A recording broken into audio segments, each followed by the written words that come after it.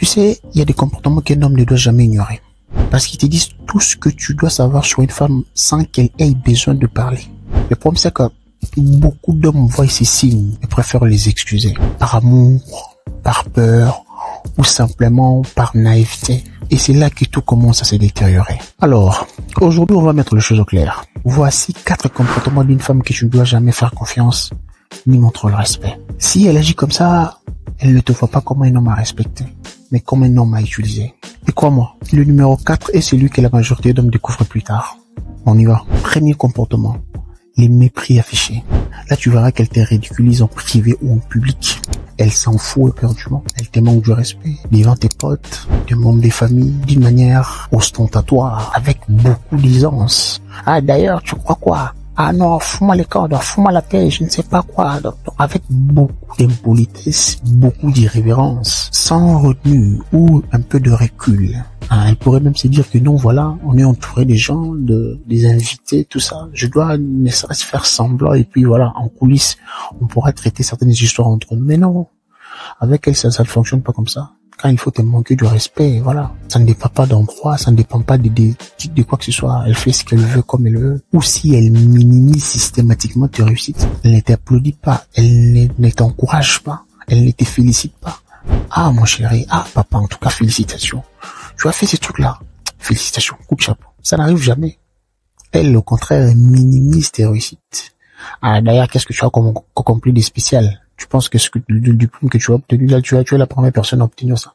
Moi, d'ailleurs, je connais un cousin qui a obtenu cette histoire-là. Bon, ce n'est pas si grave que ça. Qu'est-ce que tu as accompli de spécial? D'ailleurs, la voiture que tu as achetée là, tu penses que bon, c'est pas si grave que ça, hein. Je connais des gens, d'ailleurs, mon ami, on a étudié ensemble. Elle a aussi acheté la même voiture. D'ailleurs, c'est son mari, son ex qui lui a acheté cette histoire-là parce qu'il voulait voilà. Elle veut minimiser tes accomplissements, minimiser tes efforts, minimiser tes réussites. Même pour moi, tout le monde t'applaudit. Elle veut tout le temps minimiser, réduire, voire même en public. Tout le monde t'applaudit, mais elle s'est dit, hein, bon, enfin, c'est mon homme, mais bon, on verra. Mais bon, c'est pas si grave que ça, on va voir. Ou encore, si elle refuse toute remise en question avec arrogance. Imagine que je lui dis, tu vois, la manière dont tu as réagi là-bas, c'était pas bien. Je sais que je t'ai défendu parce que bon, voilà. Je devais simplement te défendre, mais tu avais mal agi. La manière dont tu as répondu à ces messieurs-là, ce n'est pas bien. C'est impoli, c'est mal poli. Oh non, mais il ne devait pas me parler comme ça. Mais oui, je sais. Il ne devait pas te parler comme ça. Mais s'il t'a parlé comme ça, c'est parce que tu avais agi de la sorte. En fait, c'est la manière dont tu lui as parlé qui lui a poussé à te parler comme ça. Donc autant elle ne devait pas te parler comme ça, autant si tu lui as parlé pas d'une manière belliqueuse comme tu l'as fait précédemment, elle aurait peut-être pas dû te répondre comme ça. Donc faut plus faire ça. Non, moi d'ailleurs on m'appelle pas comme ça, on me reproche pas comme ça. Je n'écoute personne. Avec arrogance, elle se remet jamais en question. Elle a toujours raison. Même quand il est en tort, d'ailleurs elle n'a jamais été en tort. Si tu vois ça, faut comprendre qu'il ne faut jamais faire confiance ni respecter. Deuxième comportement, la triangulation émotionnelle. Là, c'est quand elle utilise d'autres personnes. Ça peut être des amis, des camarades, des collègues, tout le reste, des membres de famille, etc., pour te mettre en concurrence. Genre, tu vois, d'ailleurs, toi, tu te fous rire pour moi, hein. Tu vois pas les gars là, ton cousin là, il a acheté une voiture à sa femme. Mais moi là, vraiment, toi vraiment, je ne sais pas quel genre d'homme que tu es, je ne sais pas, je regarde vraiment. Oh non, tu ne vois pas, notre voisin là, ils ont acheté les gros téléviseurs, ils ont acheté les gros téléviseurs, nous allons toujours garder le petit téléviseur là. Tu penses pas que c'est, voilà, elle veut tout le temps te comparer à des gens, tout le temps te mettre en concurrence. Achetons ceci parce que le monsieur d'à côté a acheté cela. Faisons ceci parce que ton petit frère a fait ceci avec sa femme. Ou si elle se sert volontairement de la jalousie comme stratégie de contrôle. En tout cas, l'objectif c'est de te contrôler. Elle veut complètement te contrôler, hein. Contrôler ton état d'esprit, contrôler ta psychologie, te mettre à tout le temps en insécurité, même si tu ne fais rien de toi. Voilà, je pense que tu sors avec la voisine là, tout ça là, elle crée des alertes par-ci par-là pour te mettre en danger. Alors que tu te réponds, je dis rien, tu sais que, bah, enfin, t'as fait la voisine, vous discutez simplement, tout ça là. Et comme elle n'a rien vu des suspects, hein, en tout cas ouvertement des suspects, elle essaye de créer des alarmes par-ci par-là pour te mettre en danger. Genre, j'étais à l'œil, tout ça là, pour te contrôler psychologiquement. C'est la manipulation pure et simple. Ou encore, si elle entretient délibérément des relations ambiguës pour maintenir une emprise sur toi. Elle a toujours des contacts louches. tu dois interdire avec un garçon là, tu ne comprends pas. Mais elle continue de maintenir des relations ambiguës. Je ne veux plus te voir avec le monsieur mais elle continue toujours de dealer, de traiter, de discuter. Elle a même changé de nom parce que comme c'était Gérard avant, elle change de nom, elle renomme, ce n'est plus Gérard, c'est maintenant Papy le mécanicien ou Madame Linda la couturière.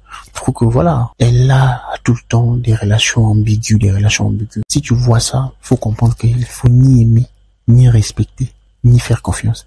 Troisième comportement, l'exploitation financière.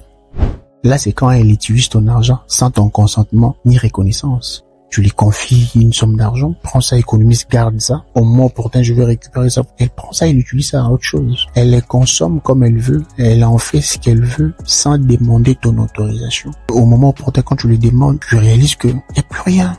Ou peut-être, elle t'a remis l'argent, mais ce n'est plus le montant qu'elle avait reçu au préalable. Quand tu essayes maintenant de pousser le bouchon un peu plus loin, pour essayer un peu de réprimander, de faire voir que ce qu'elle a fait est pas bien, tout ça, elle te montre combien elle n'est pas reconnaissante. Tu veux trop faire de bruit, d'ailleurs c'était combien l'argent que tu voulais donner là, c'était combien.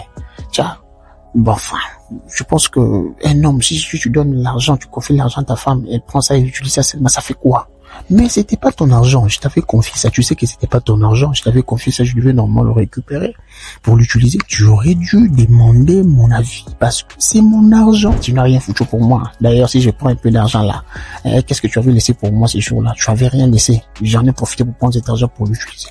Mais c'est pas ton argent, tu aurais dû me demander. Ou encore, si tu réalises qu'elle te considère comme une ressource plutôt qu'un partenaire. Si tu vois son appel, allô, comment, vous ne parlez pas des choses constructives, d'autres choses. C'est toujours l'argent. Comment je devais acheter cette histoire-là, voilà, machin, toujours l'argent. Quand tu le vois, tu dois avoir l'argent. Si tu n'as pas l'argent, la discussion n'est pas bien, tout cela. Donc tu es devenu, ça s'appelle comment? L'ATM, les distributeurs automatiques. À chaque fois, elle doit te soutirer de l'argent, en tout et pour tout. H24. Au point où tu te dis, mais je suis là que pour donner l'argent ou en plus d'argent, nous devons faire autre chose. Si tu vois ça, il faut ni aimer, ni respecter, ni faire confiance. C'est une sorcière et vole la nuit. Quatrième comportement, les manques d'intégrité fondamentale. Cela veut dire des mensonges pathologiques, même sur des sujets insignifiants. Elle ment en tout et pour tout. Vous savez, des fois, il nous arrive tous de mentir. Mais tu dois quand même comprendre que quelqu'un ment. Bon, il y a un début, une fin. Il y a quand même un fil conducteur. Il m'a menti, mais c'est pour aboutir à ses fins. Vous comprenez ça?